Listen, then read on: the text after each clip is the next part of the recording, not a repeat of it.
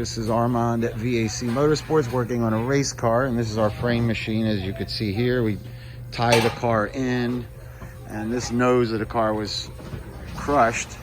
I posted a few pictures, but I think what's interesting here for the average person who doesn't quite understand what a unibody is and how it's put together, this is perfect because the car is stripped down. There's nothing in the engine bay, of course. And this basically is a good example of how it's put together and how much work goes into it. So this whole nose, literally from the firewall or from the cabin, passenger cabin forward, all these frame rails have been replaced. And they all were sectioned up there against the firewall. So even like this is a frame rail that's been done. The upper piece here, this is a separate piece.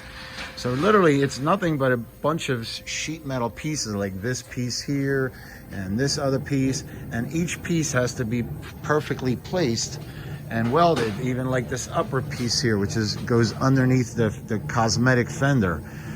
So you have a piece up there, a piece down here, a piece there, and another piece that's going to go in there, and another piece here.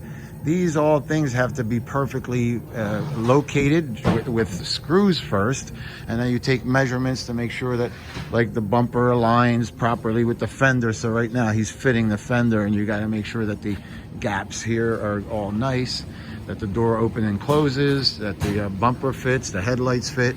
And then when you're comfortable that everything fits really good, you take them all apart, and then you weld all the pieces together.